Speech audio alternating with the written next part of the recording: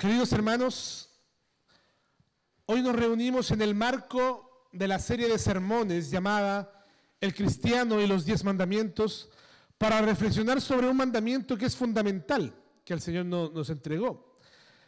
Estoy hablando del octavo mandamiento que en Éxodo capítulo 20, versículo 15, nos dice de manera resumida y literal: no hurtarás, ¿verdad?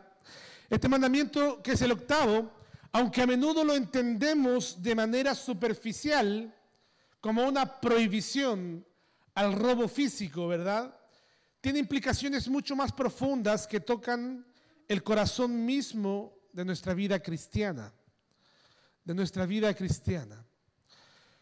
Quiero comenzar diciendo que es necesario, hermanos, entender que los mandamientos no son meras reglas, que los mandamientos no son simplemente reglas que debamos cumplir porque sí, sino que los mandamientos son reflejo del carácter de Dios y su deseo de que vivamos en comunión con Él y con nuestros semejantes, con nuestro prójimo. De modo que cada mandamiento revela algo sobre la naturaleza de Dios, revela algo sobre el carácter de Dios. Él odia, por ejemplo, la idolatría. Él ama, por ejemplo, el respeto y la reverencia hacia nuestros padres, hacia nuestras autoridades que Él pone. Cuando leemos, por ejemplo, este mandamiento que nos dice no robarás, de alguna manera este mandamiento lo que está haciendo es reflejar que el Señor ama y respeta la dignidad del hombre y las posesiones del hombre. Entonces, hermanos, de modo que somos llamados a vivir en santidad y justicia. El octavo mandamiento, hermano, nos llamará en esta mañana a considerar cómo nuestras acciones impactan en los demás y a reconocer que el respeto por la propiedad ajena es esencial para una vida en comunidad que glorifique a Dios, inclusive desde los más pequeños hasta los más grandes. Piense una cosa: ¿cuántas veces desde que somos niños comenzamos tomando el juguete de otro, ¿verdad?, sin pedirlo, sin solicitarlo? Y esto a nivel macro y siendo adultos también se ve reflejado.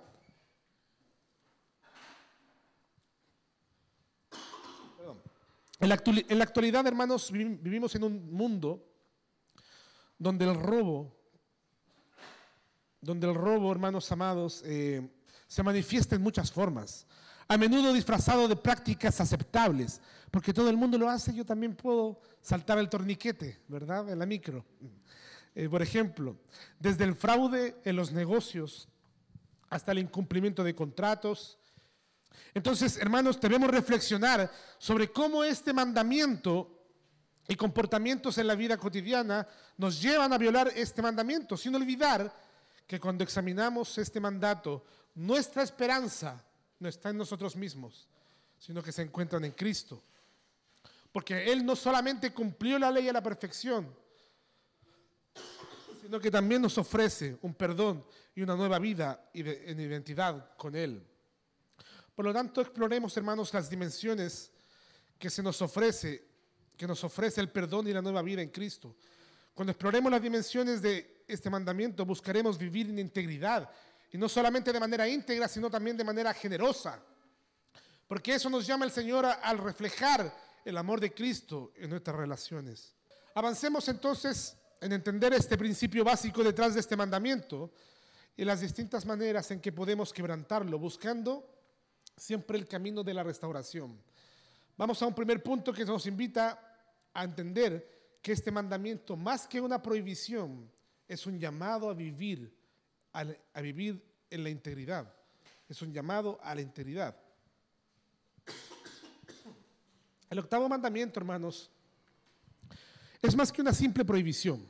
Es una declaración profunda sobre el respeto que debemos tener por la propiedad y la dignidad ajena. ¿Usted ama a su hermano? ¿Usted ama a su hermana? ¿Usted ama al prójimo? ¿Usted respeta al prójimo? Eso nos debe, también se debe extrapolar en respetar los bienes que el prójimo tiene y no simplemente usarlos a nuestra conveniencia, ya que somos llamados a reconocer que cada persona, hermanos, es creado a la imagen de Dios y por lo tanto sus bienes y sus posesiones merecen respeto. ¿Ha conocido personas que han llegado a su casa de repente sin ser invitadas y que hurguetean todo lo que usted posee? Una persona adulta, por supuesto, de repente los niños es un poquito complicado. Es incómodo, es molesto, ¿verdad? Hermanos, de esa manera podemos darnos cuenta que el respeto por los bienes y las posesiones ajenas es una evidencia de que reconocemos que el otro tiene dignidad porque ha sido creado a la imagen de Dios. Veamos una cosa, en el contexto de la comunidad del Antiguo Testamento de Israel, este mandamiento era fundamental para establecer un orden social basado en la justicia y la integridad. Hermanos, cuando Dios entregó la ley a su pueblo, lo hizo no solamente para regular la conducta de los israelitas, sino también para cultivar una comunión, una conducta de amor y respeto mutuo en el Antiguo Testamento. Muchas gracias, mi hermano. Agradecido. Entonces, el Señor, hermanos amados, el Señor en el Antiguo Testamento no solamente puso un marco regulatorio para prohibir el robo, sino que también a través de ese mandamiento lo que Él está promoviendo es la generosidad, es promover una sociedad de buenos valores y de preocupación mutua del uno por el otro. Cuando alguien roba, lo que está diciendo de manera innata es: no me interesa el otro. No me interesa lo que el otro posee. No me interesa la vida del otro. Es un egoísmo practicado. De modo que cuando se quebrantaba este mandamiento, hermanos, los israelitas no solamente infringían la ley de Dios, sino que también dañaban la relación con el prójimo y con Dios mismo. De la misma manera nosotros, cuando quebrantamos este mandamiento y los demás, no solamente dañamos nuestras relaciones con las personas, sino que dañamos nuestra relación con Dios y quebrantamos su ley. Ahora bien, piensa en el impacto que el robo tiene sobre la sociedad.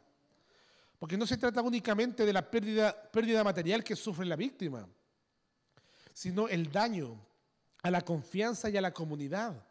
Cuando se roba, hermanos, se quiebran las relaciones. Se establece un precedente de desconfianza que puede llevar a una sociedad disfuncional. ¿Qué es lo que más pide la sociedad hoy en día? ¿Qué es lo que más clama la sociedad hoy en día? Seguridad. Que no nos roben, que no nos asalten, que no nos hagan un portonazo estando en nuestra casa, ¿verdad? ¿Por qué? Porque se crea una sociedad disfuncional, hermanos amados. Si alguien aquí ha sufrido alguna vez algún robo, sabrá que más que el dolor por la pérdida material, hermanos amados, sabrá que las sensaciones que acarrean son absolutamente desagradables. Sensación de vulnerabilidad, de enojo, de frustración, de tristeza, etcétera, de sentirse vulnerable, pasado a llevar en su dignidad.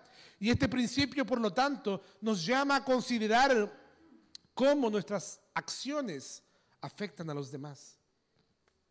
No solamente el hecho de no tomar lo que no es mío, sino el hecho de considerar que mis acciones siempre van a repercutir en el prójimo. Hermanos amados, por lo tanto debemos promover, este principio nos invita a promover una vida de amor y respeto por los demás. Ahora bien, desde una perspectiva, desde una cosmovisión cristiana, esto se conecta con el mandato mayor de amar a nuestro prójimo como a ti mismo. Eso es lo que dice Mateo 22:39, ¿verdad? Amarás a tu prójimo como a ti mismo. Y al robar, estamos fallando en algo tan importante como amar a nuestro prójimo. Y eso es lo que hace que este mandamiento sea tan relevante para nuestras vidas. Es importante, hermanos, entender que la prohibición del robo también refleja el carácter de Dios. Él es un Dios justo, que provee y cuida de su creación. Él dice en el Sermón del Monte: no te afanes, ¿verdad? Porque aún los pajaritos del campo, Dios se preocupa por ellas. Aún las flores del campo, Dios se preocupa y les provee a la creación todo lo que necesita. ¿Te ha faltado algún bien esencial?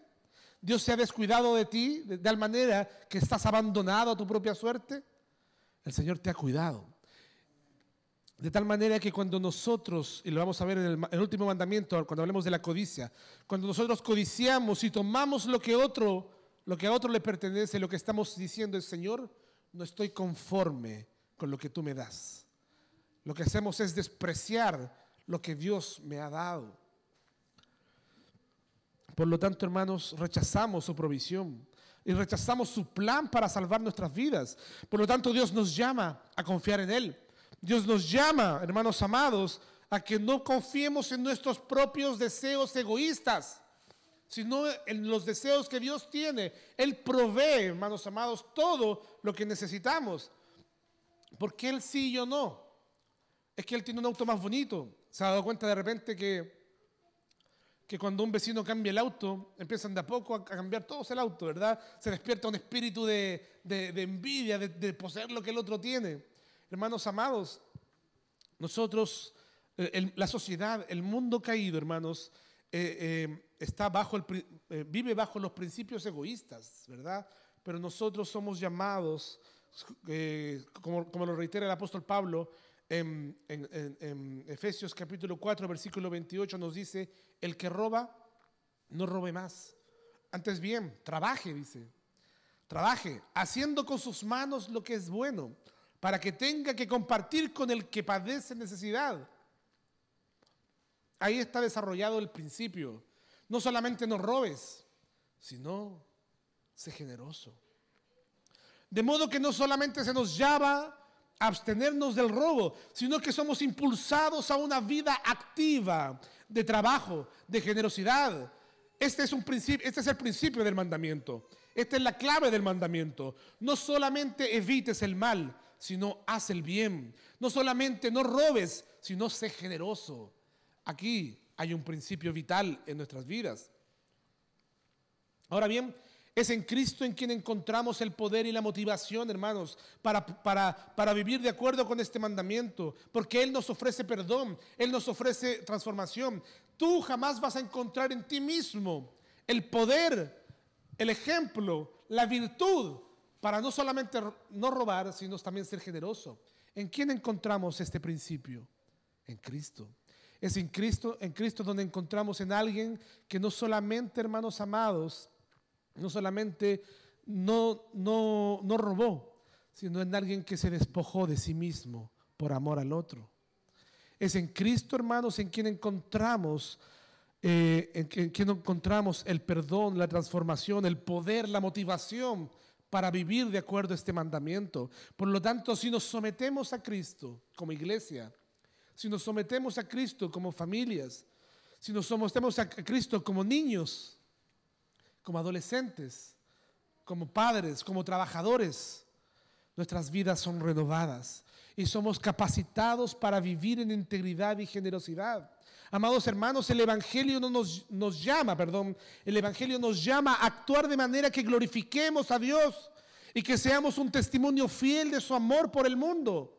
¿Cómo es posible, hermanos, que creyentes, que muchas veces ha salido en la tele, no sé, reportaje, pastor de día, ladrón de noche, ¿verdad?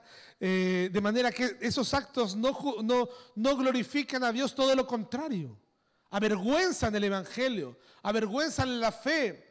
Ahora veamos algunos ejemplos prácticos de cómo se roba, ejemplos de lo que es robo, porque a veces pensamos que el robo físico es lo único que existe para entender lo que es robo o no es robo. Y el robo físico es la forma más evidente y común que viene a la mente cuando pensamos en no hurtarás. Y esto incluye el hurto. ¿Qué es el hurto? Es tomar sin fuerza, tomar lo del otro y tenerlo para mí. Y está el asalto, ¿verdad? Un asalto que es un robo con fuerza, es un robo con violencia, es un robo con intimidación, ¿verdad? Que son palabras técnicas en la jerga legal. Sin embargo, hermanos, es crucial considerar no solamente la acción en sí mismo como prohibida en este mandamiento, sino el profundo impacto que tiene la víctima. Cuando alguien sufre un robo, experimenta vulnerabilidad, inseguridad y desconfianza. Y la paz mental se ve alterado y a menudo puede haber un trauma emocional duradero. Y este tipo de robo no solamente afecta a la víctima, sino también a la comunidad. Y se va erosionando las confianzas en las relaciones, lo que nos puede llevar a una sociedad dividida y temerosa. Ergo, nuestra sociedad. ¿No es acaso lo que nuestra sociedad está viviendo, hermanos? Además, hermanos, el robo no se limita al acto físico de tomar algo, sino que también se manifiesta en acciones fraudulentas, en acciones engañosas. Aquí es donde entra en juego la violación de la confianza que se puede dar en entornos laborales, en entornos comerciales, en entornos familiares. Cuando pido prestado algo y no lo devuelvo, lo vamos a profundizar. Fíjese bien cómo los seres humanos somos hábiles para aprovecharnos del otro. Los seres humanos somos muy hábiles para sacarle provecho al otro. Y en la cultura chilena está absolutamente interiorizado el aprovecharse de todo, el aprovecharse del sistema.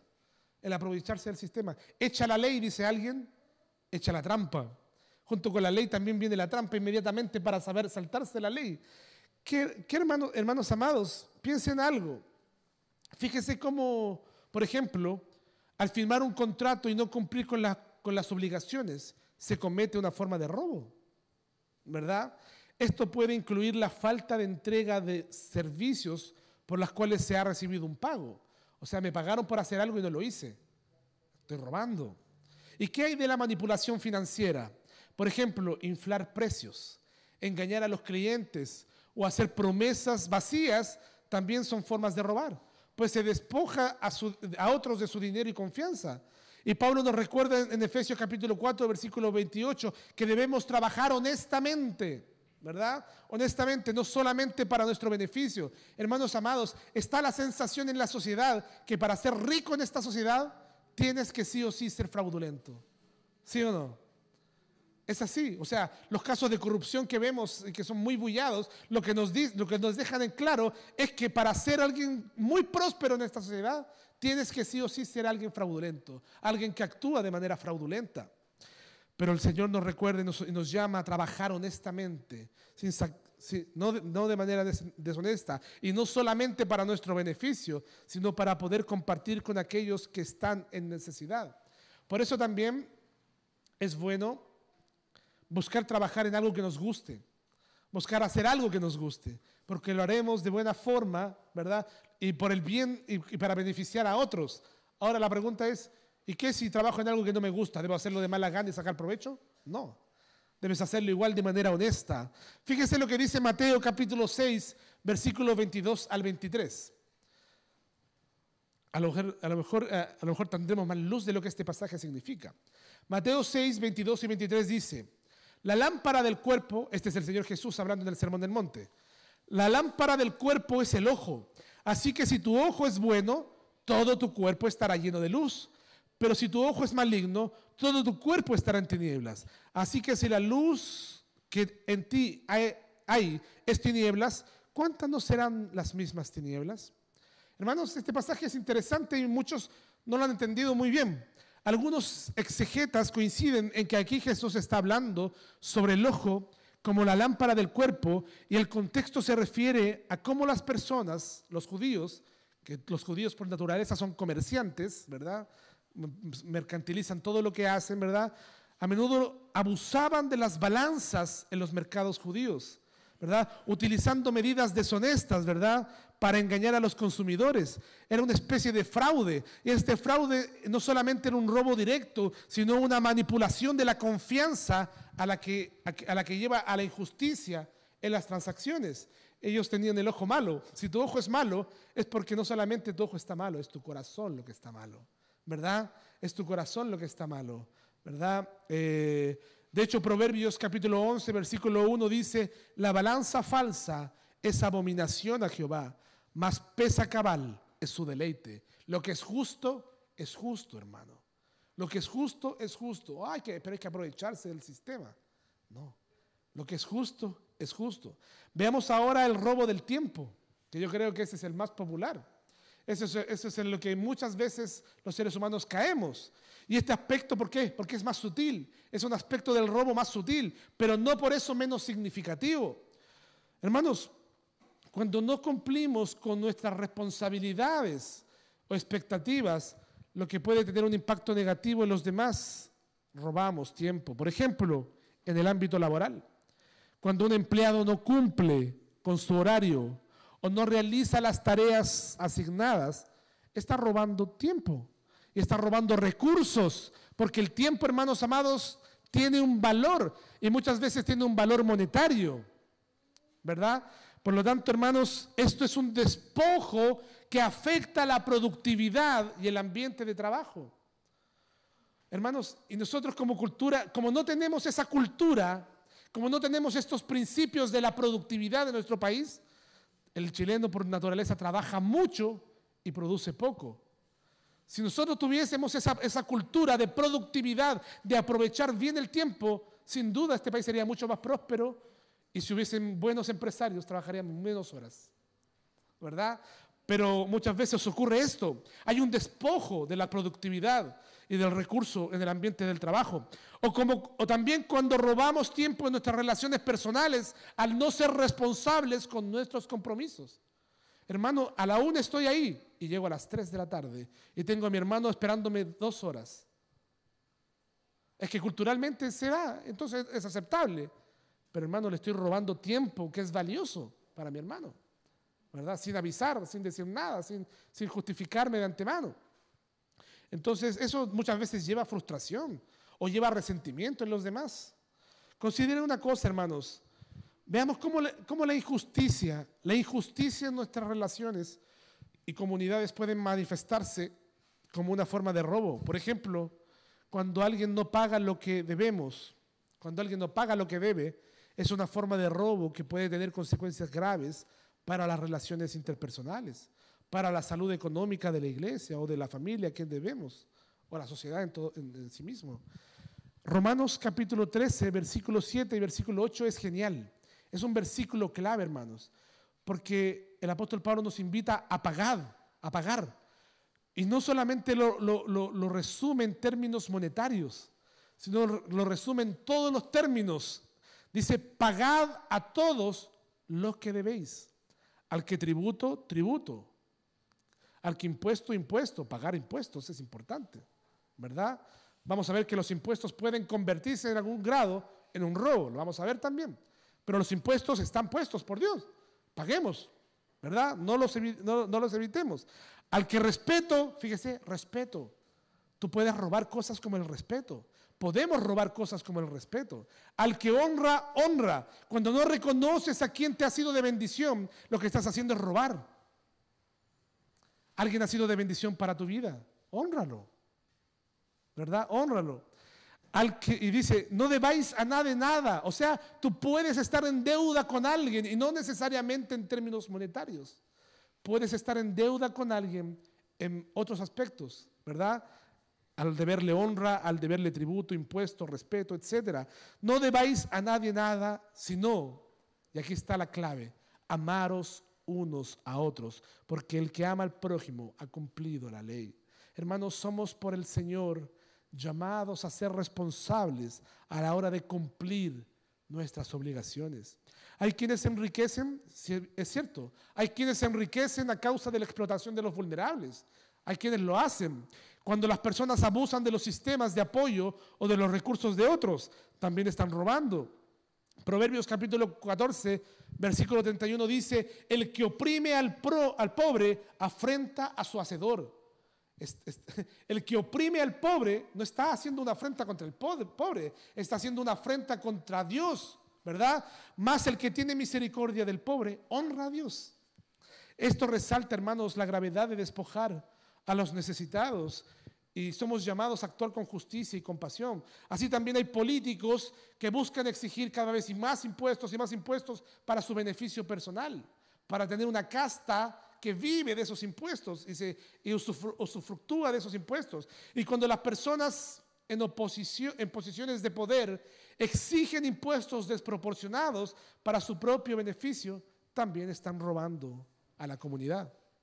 ¿Cuántos casos, hermanos, transversalmente en la política hemos visto cómo sacan provecho de los impuestos? ¿Verdad? Caso audios, caso fundaciones, caso acá, caso allá. Hermanos, es terrible. Ellos roban, ¿verdad? ¿Y qué hay de nuestro compromiso con Dios? ¿Qué hay de las promesas que les hemos hecho a Dios y no las hemos cumplido? Eso también es otro tipo de robo, hermanos. Eclesiastés 5, 4 y 5 dice, Cuando Dios hace promesas, no tardes en cumplirla, porque el que no complace, Él no se complace en los necios, cumple lo que prometes. Hermanos, cuando no cumplimos nuestras promesas, no solamente fallamos en ser honestos con Dios, sino que también deshonramos nuestra relación con Él. Amada iglesia, por lo tanto, es esencial entender que el octavo mandamiento abarca mucho más que el robo físico, sino que al quebrantar este mandamiento de cualquier forma, afectamos no solamente a las personas a las que robamos, sino también a nuestras comunidades y en última instancia, afectamos nuestra relación con Dios. Por lo tanto, a través de estos ejemplos, vemos que este mandamiento nos llama a vivir una vida de integridad, a vivir una vida de justicia.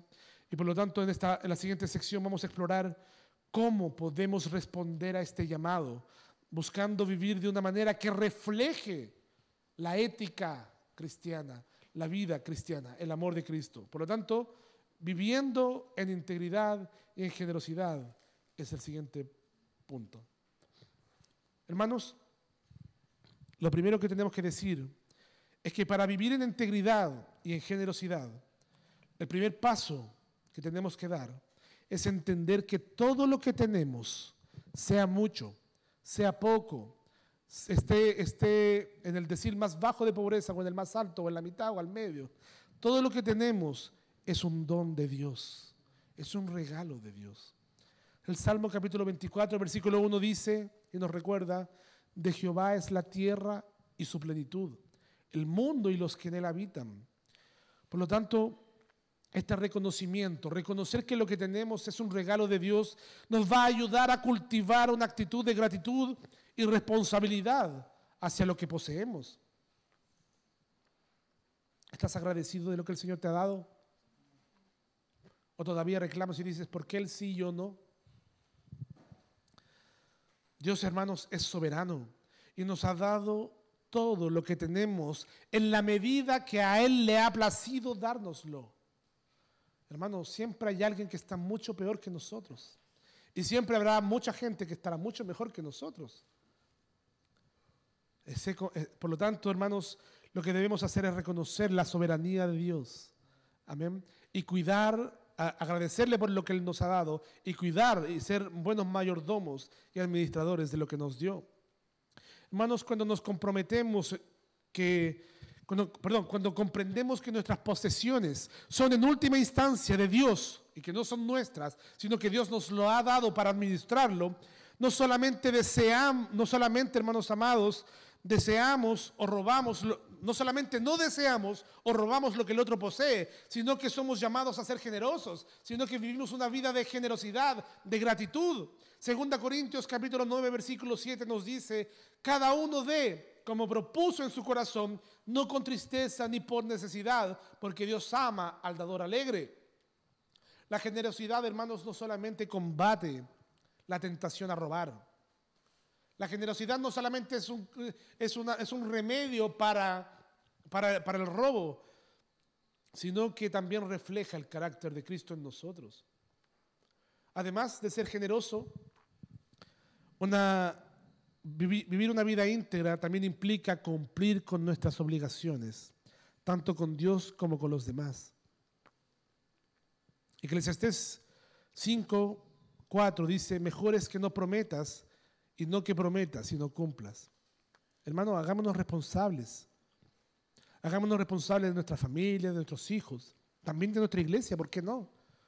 Porque somos parte de la comunidad. Hagámonos responsables de seamos generosos con lo que Dios usa para bendecirnos. Hermanos, somos advertidos sobre lo importante que es cumplir las promesas que hacemos, especialmente a Dios. Cuando prometemos algo debemos ser diligentes en cumplirlo. Recuerda que nuestras palabras tienen peso.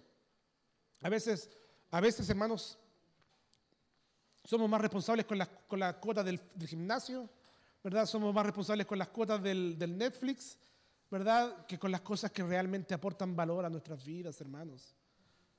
Eso habla mucho de nuestros corazones. Que el Señor nos ayude, hermanos. Así también, Colosenses capítulo 3, versículo 23, nos instruye y nos llama a trabajar de corazón como para el Señor.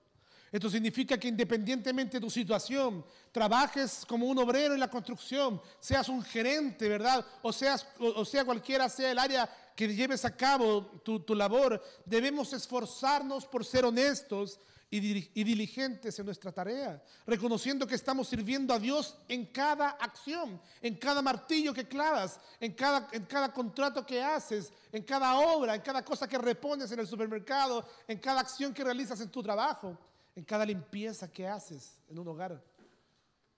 Estás honrando a Dios.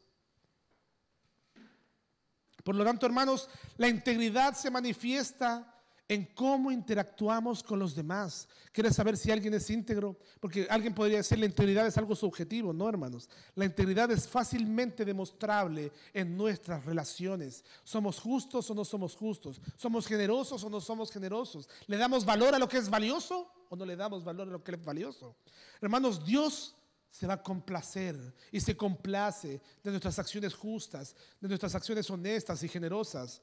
Como vimos anteriormente, el abuso en las balanzas, el fraude, son formas de robar, ¿verdad? Hay cosas intangibles en donde robamos, ¿verdad? En donde podemos caer en el robo y por lo tanto debemos esforzarnos por tratar a los demás con equidad, con justicia, asegurando que nuestras acciones sean transparentes y justas. Ya para ir avanzando, hermanos, de esta manera construimos relaciones fuertes. Construimos, hermanos amados, en nuestras relaciones honestidad, la integridad, las cuales son fundamentales. Fíjese lo que dice la epístola del apóstol Pablo a Efesios en el capítulo 4, versículo 25, donde nos dice lo siguiente: por lo cual, desechando la mentira, hablad verdad cada uno con su prójimo, porque somos miembros los unos de los otros. Dejando de lado la mentira. Por lo tanto, fomentar un ambiente de confianza no solo fortalece nuestras relaciones, sino que también honra a Dios. Amados hermanos, una vida que se rige por la ley de Dios, una vida santa, apartada, que busca guardar los mandamientos, y en este caso el 8º mandamiento, debe ser marcada por un corazón generoso. Generoso. Algunos dirán, con el primer sueldo que tenga me voy a ir a Brasil, ¿verdad? Un fin de semana. Otro dirá, con el primer sueldo que tenga voy a pagar mis cuentas. Está bien. Con el primer sueldo que tenga voy a retribuir a donde Dios me ha bendecido. Primera de Timoteo capítulo 6, versículo 17, versículo 19 dice, nos recuerda algo importante. Dice, el apóstol Pablo le dice a Timoteo, encomendar a los ricos de este siglo que no sean altivos, ni pongan la esperanza en las riquezas, las cuales son inciertas. Hoy un día hay y otro día no puede haber. Sino que pongan, dice, que su esperanza en el Dios vivo, que nos da todas las cosas en abundancia para que las disfrutemos. Estamos viviendo en el tiempo de mayor abundancia en toda la historia de la humanidad. Nunca ha habido tanta abundancia como hoy en día. Hoy día, si queremos tomar una rica once, nos comemos 2 o 3 panes si queremos, y con lo que queramos echarle adentro. Antiguamente, hermanos, no era posible tal cosa. El Señor, hermanos, nos da todas las cosas en abundancia para que las disfrutemos. ¿Pero para qué? Para que no pongamos nuestra esperanza en las cosas materiales, sino en Dios, el que nos da todo lo que poseemos. Por último, hermanos, por lo tanto, debemos compartir nuestras bendiciones con los necesitados, ya que la generosidad se extiende más allá de nuestras posesiones. Debemos estar atentos a las necesidades de quienes nos rodean y actuar en consecuencia. Fíjense lo que dice Gálatas capítulo 6, versículo 2.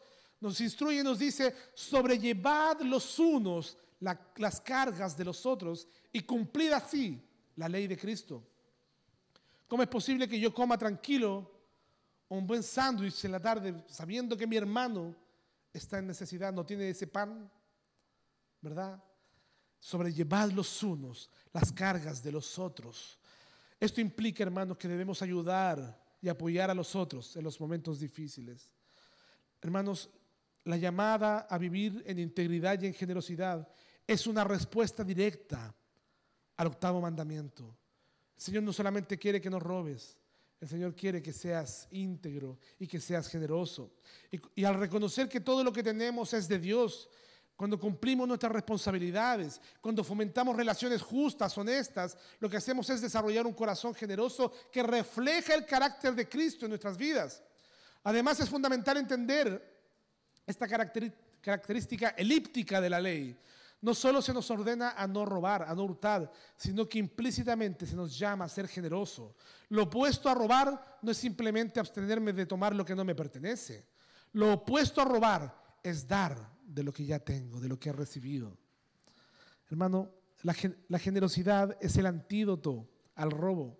El Señor Jesús dijo: más bienaventurado es dar que recibir. Qué satisfacción siente el corazón cuando sabe que ha sido de bendición y ayuda para otro.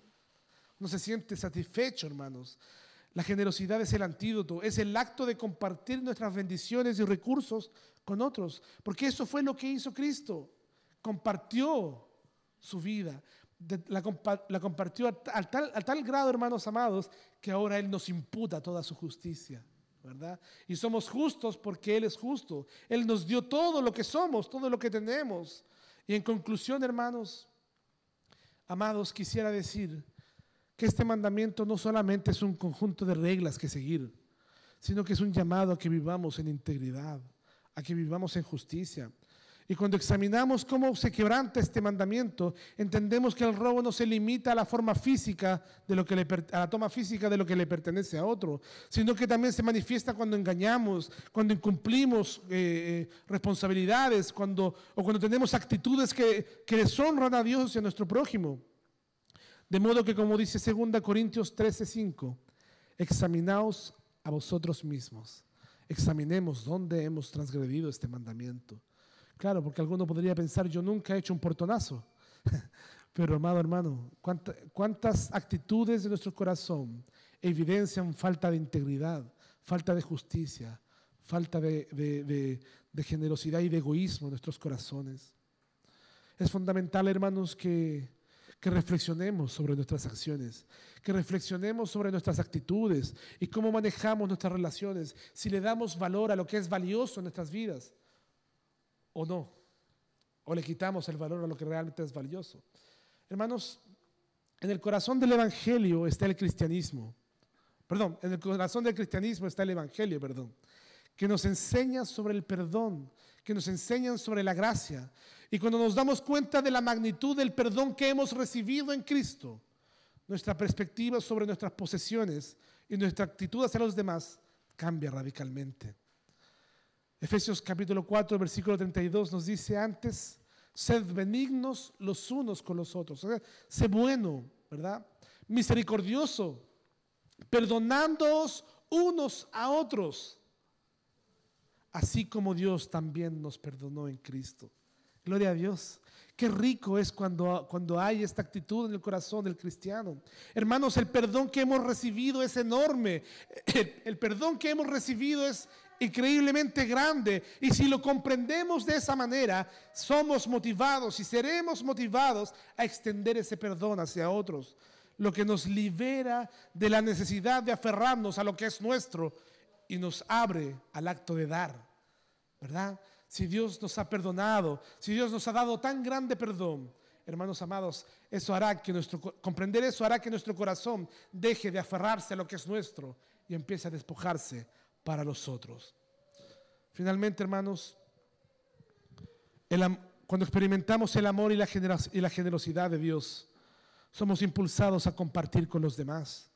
Y esta gracia nos capacita a ser generosos, no solamente en nuestras posesiones, sino también en nuestro tiempo, en nuestro amor. De repente un hermano te va a llamar a las 11 de la noche. ¿Qué vas a hacer? Muchas veces tendremos que levantarnos porque mi hermano está en necesidad. Cuando vivimos en el poder del Evangelio, hermanos, nuestra generosidad se convierte en un reflejo del carácter de Cristo, y esto tiene un profundo impacto en nuestras vidas, en la comunidad. Y cuando reconocemos nuestras fallas, hermanos amados, somos llevados a un cambio genuino en nuestras vidas y nos acercamos a Dios. Por lo tanto, el arrepentimiento permite experimentar la gracia y nos llama a vivir en coherencia con su voluntad. Dice el apóstol Santiago en el capítulo 5, versículo 16: confesaos vuestras ofensas los unos a los otros y orad los unos por los otros para que seáis sanados. Cuando yo confieso mis ofensas, hermanos, el arrepentimiento lo que hace es abrir la puerta para la reconciliación. Finalmente, este mandamiento nos llama a vivir de manera que honremos a Dios y que honremos a los demás. Y cuando entendemos que lo opuesto a robar es ser generoso, y al reconocer el perdón que hemos recibido de Cristo, lo que hacemos es ser llamados a reflejar su carácter en nuestras vidas. Por lo tanto, que cada uno de nosotros, hermanos amados, nos esforcemos para ser un canal de bendición, un canal de bendición, un canal de perdón, de generosidad, para que juntos podamos construir una comunidad que glorifique a nuestro Padre, que glorifique a Dios y que sea un testimonio del poder transformador del Evangelio en nuestras vidas. Amén. Te invito, hermanos, a ponerte de pie y a que hagamos un compromiso delante del Señor en esta hora en relación a que seamos desafiados a ser generosos, a vivir en integridad delante de Dios.